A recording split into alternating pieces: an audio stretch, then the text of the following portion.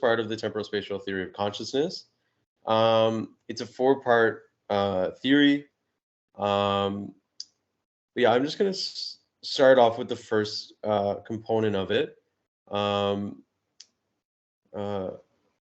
try to, make sure everything is understandable because it is honestly like very brain imaging heavy. So I'll try to make it as understandable as possible. Okay. Yeah. But yeah. Okay, here we go.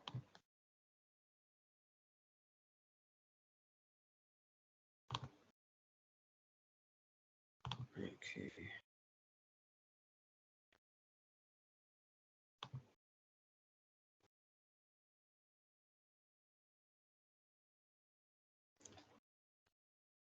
So yeah, the theory was, created by Jörg Nordhoff and Huang. I don't know how you pronounce that second name, in 2017, and it was further revised in 2020 by Nordhoff and Lam.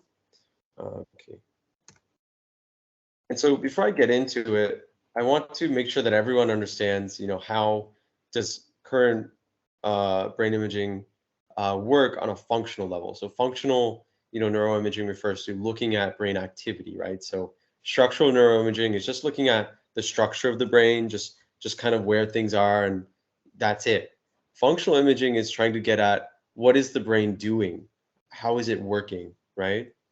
Um, so there's two main approaches to looking at brain activity. The first is where you look at brain activity in response to a stimulus, in response to some particular thing it's processing. And just in case you're curious, the way you do this is you basically you get yourself a really good control, and so you have them process something, and then for your sort of actual stage in which you want to capture the image of what's the because you have to think, if you're going to catch up a functional imaging, what is the brain doing? The brain is always active in all sorts of areas, processing all sorts of other things like your heartbeat, your blood pressure, your breathing, your eye movements, your visual, just being able to see and hear. It's doing a lot, right?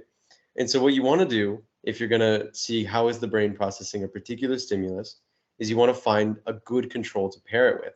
So for example, maybe you want to see trying to think of a good example here. You want to see how does someone process maybe, I don't know, some visual stimuli, right?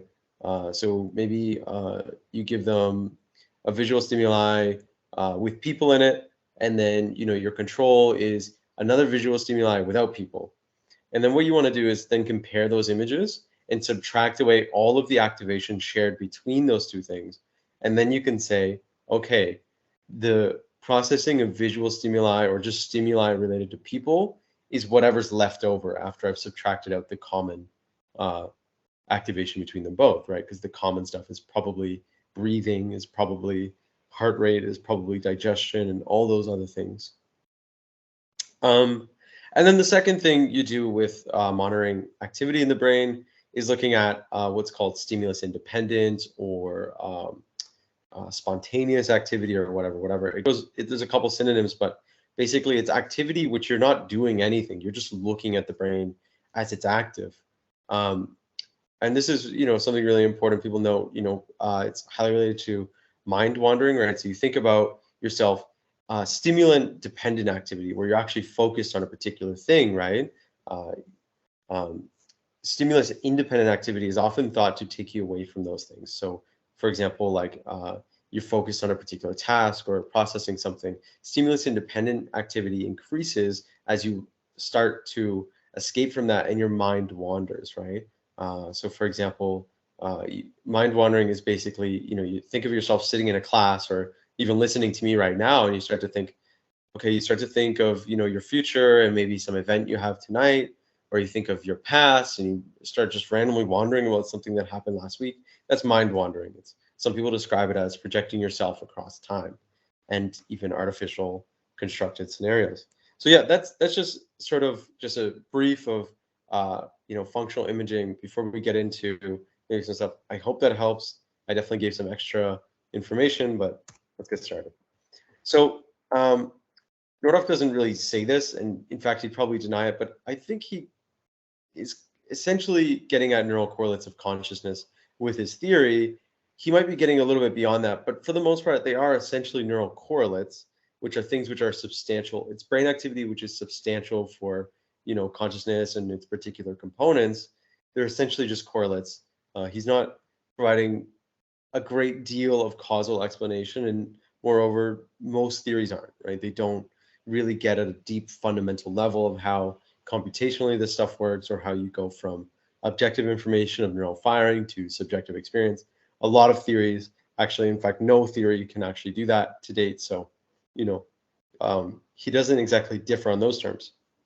One thing that is special, though, is he does explicitly describe brain activity in terms of space and time. And I think this is really in line with the German tradition of emphasizing physics, right? So Nordhoff, he's German, and he seems to love the idea of explaining the brain as in physical qualities, but also he does ultimately describe consciousness as a product of life, so not just physics, but and similarly, one of the other major neuroscientists on consciousness, Christoph Koch, also talks about physics, and he suggests that consciousness is ultimately something produced by the physics of the brain, but the exact physics, and it's nearly impossible to replicate those physics in any other system because it's about the exact physics. Okay.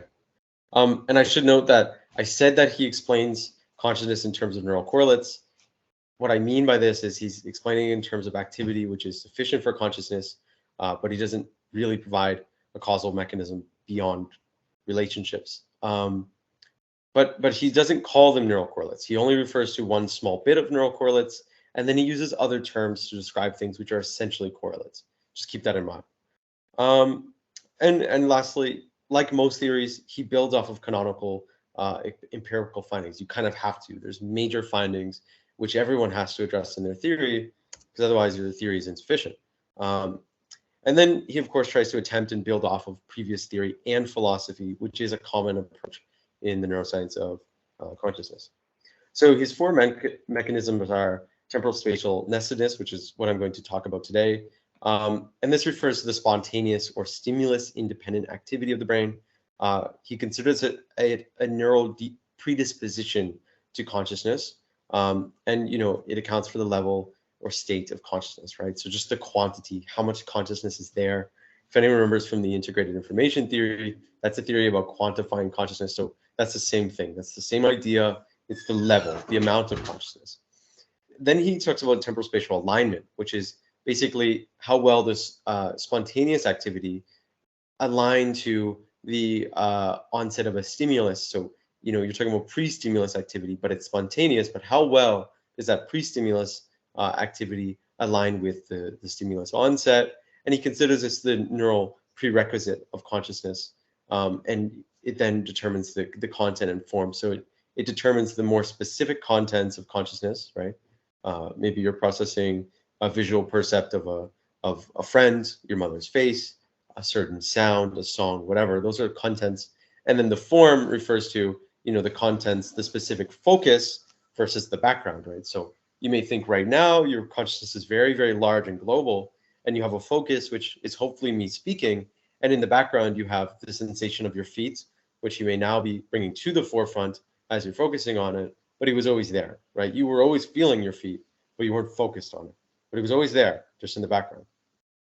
And moreover, maybe something behind your computer screen is in your consciousness, right? Like you're visually perceiving it, you're just not focused on it. So it's in the background.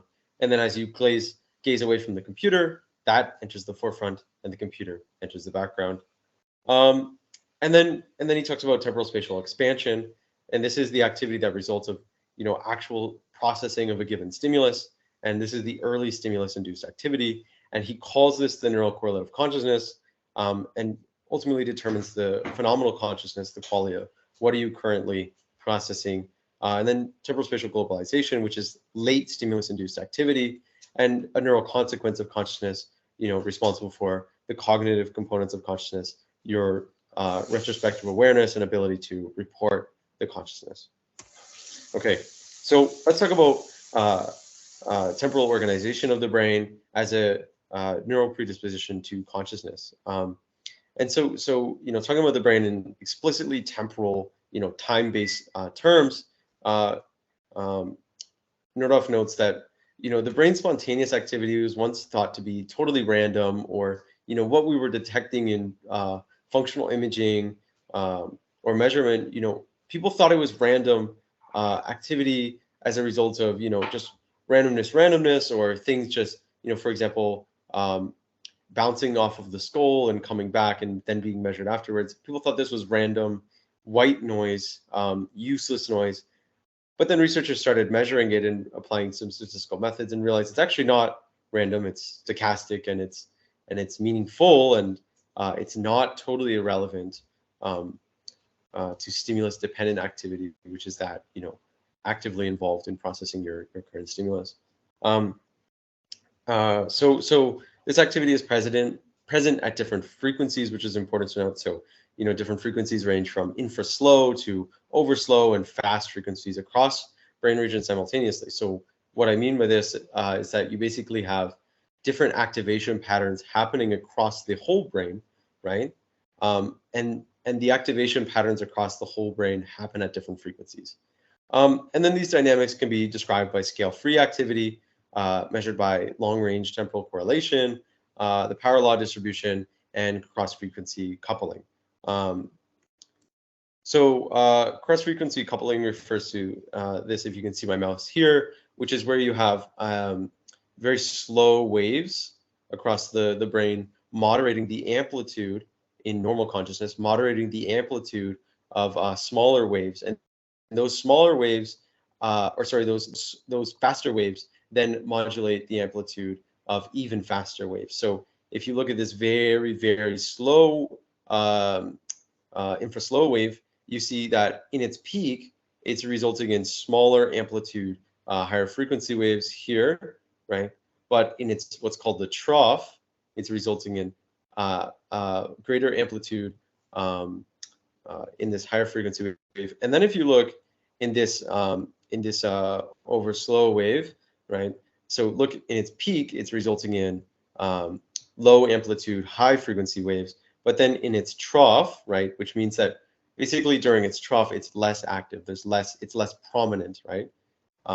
What you're getting is high amplitude or high activity of high frequency waves in the brain. And he suggested this is very important, in fact, crucial, a crucial determinant in the level of consciousness, right? So,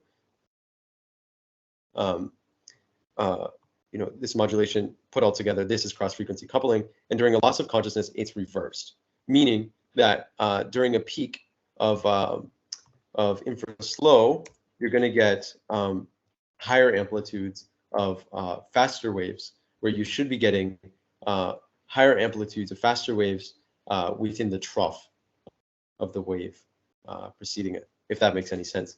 I'll admit, I don't quite understand the power law distribution within the context of time, but I can explain it within the context of space, which I'll do later. But essentially, a power law distribution refers to the fact that you have a given data set, and the frequency of a particular data point is skewed. That's all it means. It's exponentially skewed.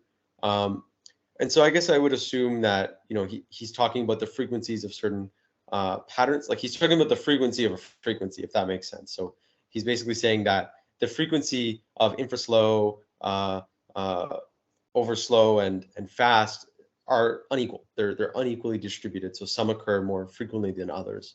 And temporal autocorrelation refers to the pattern of activation across spontaneous activity, such that spontaneous activity, again, it seems random, but it's actually not. So if you look at correlations across time, you can find predictive patterns in spontaneous activity, but this can be referred to as stochastic.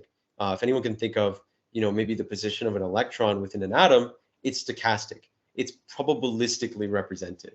So you can predict the location of an electron, but you can't predict it deterministically. You never know for certain how it's going to behave. And so similarly, with brain activation in spontaneous activity, what you get is this, it behaves probabilistically, where it's like, it may behave in a way that you're you may predict statistically, but it may sometimes surprise you. And so that's all it is referring to. But again, there is a regular pattern, even though it's not so deterministic seeming, it's stochastic. There's a regularity, but ultimately probabilistic. Okay, so the spatial organization, this is described in terms of structural connectivity, right? So this is talking about literal physical connections between neurons and networks and tissues. These are the physical connections within the brain. And then there's functional connectivity, which refers to basically, if you look at brain activation in any point in time in response to any stimulus, whatever, functional connectivity means how much do those brain regions activate with one another. So maybe you think about, in the process of a brain region processing balance. You want to talk about processing balance, right? What you'll find with functional connectivity is regions like the cerebellum are going to be highly active among one another, whereas, if they're not processing balance, for example, on a skateboard or something, the cerebellum will together become less active. So their activation is correlated. Their activation is related to one another. And of course, structural and functional connectivity are, they don't necessarily have to always correspond one-to-one, because you can have different brain regions processing the same thing and therefore lighting up together, but not being directly connected. So that's an important thing to note. So for example, you want to talk about the processing of pain. During pain, what you find is that a lot of the brain is lit up. And some people say, not one part of the brain deals with pain, but the whole thing deals with pain, because pain is not just a somatic feeling, but there's anxiety attached, right? There's emotions attached to pain. And so anytime you get real pain, what do you feel? Well, you feel related somatic processing. You feel, stuff which is telling you pain. You feel anxiety. And so what you'll find is, high activation in the prefrontal cortex, presumably because of the anxiety. You find high activation in the insula because of interoreceptive activity. You find activation in lower brainstem regions, whatever, possibly, raising blood pressure and whatever, and also responsible for emotions. So my point is, not necessarily directly connected, but functional together at the same points in time, right? So that's functional connectivity. And so Nordoff goes on to talk about the spatial organization of the brain in both structural and functional terms as scale free. So similarly to the temporal organization of the brain, the spatial organization is as well scale free, which means that it's centralized, right? So you have basically centralized networks where you have certain neurons which are correlated with they're not correlated with, but certain neurons are highly connected, right? And they essentially are the center of a web, if you will. And then there's neurons around it which are less connected to any one neuron, but highly connected to that central neuron. And what this does is it creates, the power law distribution, where if you just talk about, the amount of connections with any one neuron, a given neuron within the center of a network is going to have a lot of connections to all of the other networks within it. But then other neurons to the periphery may have substantially less to all of the rest of the neurons within the network. Scale-free organization also refers to other patterns in nature. For example, think of a TikTok celebrity or whatever connected directly to millions and millions of followers. But think of any one individual, I don't know, maybe a couple hundred followers, substantially less connections in that sense. And so this is another case where you're getting a sort of scale-free organization where there's a high degree of centrality, if you will, where particular nodes within a network have high degree of connection, and then others have less connection. So again, in the brain, this refers to networks, certain neurons having high degrees of connections, right? Maybe something like 80,000 connections, and then maybe another has 5,000. Even though on average, neurons have 10,000 synapses, it's believed, but this varies, right? And then he talks about the fractal organization. So the fractal organization occurs temporally, where you have different frequencies related to each other in shape, cross-frequency coupling or whatever, but just to a smaller degree, but just taking on similar shapes. In spatial terms, this fractal fractal organization refers to, you can have a large patch of activation, but then within it, you have a smaller degree of activation, which may be stronger, but taking on a similar shape. And so, yeah, so the scale-free and fractal organization, like temporal organization, is there in spatial terms. And he describes this as nested hierarchical modularity, right? So you have a hierarchical organization, it's nested within itself, and it's modular, meaning, certain things do certain things, and they're distinct regions of the brain doing distinct things. So spatial and temporal organization is both distinct but integrated. And the last note here, you can measure scale-free and fractal organization through centrality and modularity. And again, centrality would be, the amount of integration essentially to a given node, and then modularity would be the segregation between networks. And so here's some stuff on just, this is a figure from his paper, his theory on structural connectivity, and he talks about, you look at a network, so a non-conscious network should have pretty distributed connections, nothing really highly centralized. And here you have a network which is highly centralized. And, for example, here you see some modularity of connections, right? So these are represented in segregation, I think I can't really tell if this is a structural or a functional, but I'm going to assume it looks fairly structural, but also functional. And again, those are somewhat overlap. This is a clear functional image, right? So what you're getting, and this is a good way to explain functional connectivity, right? So everything in red is functionally connected in this given situation of whatever it's processing. Everything in blue would be also functionally connected because they're not correlated in this sense of what they're processing. And then, of course, in bright orange, yellow, you get higher degrees of activation, and it's fractal in the sense that you get a shape taking on another shape of a larger thing or whatever. And then it's nested spatial temporally in the sense that, you have small being nested within large, being nested within large. So the spatial and temporal organization of brain-related, Okay, yeah. So spatial and temporal organization are related within the brain. So for example, in sensory regions, what you have is small timescales of operation. So you have high frequency activation, and you also have lower power. So they're less extended, I guess. They're less common. And then within larger regions like the default mode network, you have the longest timescale of infra-slow activation, right? So it's a very slow frequency, but you have more power, and it's a very, very large. It's very global. It happens in many regions of the brain. The default mode network is the largest network within the brain, and it operates on the slowest time scale. Okay, so note that at higher frequencies, higher frequencies within the brain are localized. So again, you think about a sensory region, it can be very small, and it can have high frequencies in response to stimuli, but those high frequencies don't, propagate throughout the entire brain like slow wave frequencies do.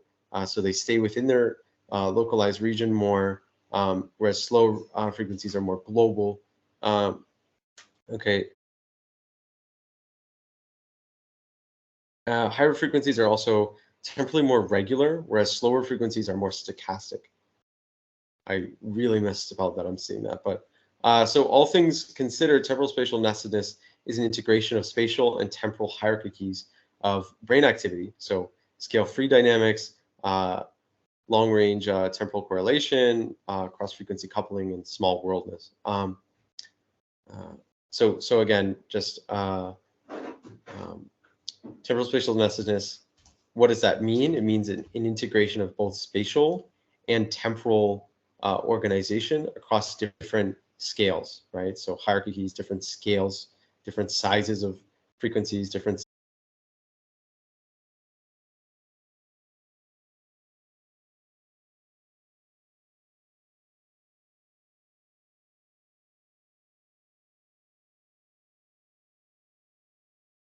sizes of spatial organization. They're nested within one another, right? So there's a relationship between, he compares it to a wave. Like you think of a wave in an ocean. It's a similar idea here, where if you get a slow frequency wave, what is it? It's a really big wave. That's what it is.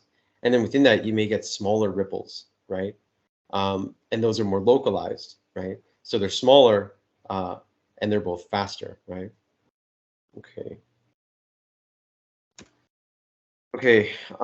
So temporal spatial nestedness in terms of loss of consciousness, it is related to a loss of consciousness in the sense that you get a reduction of scale-free activity globally. As well, you get a reduction of scale-free activity in the default mode network and attentional networks, and I'm sure there's more to be discovered as people move deeper into non-conscious sleep, right? So as you become less and less conscious in your sleep, what you basically get is a less centralized activity globally, and you also get less centralized activity within the default mode network.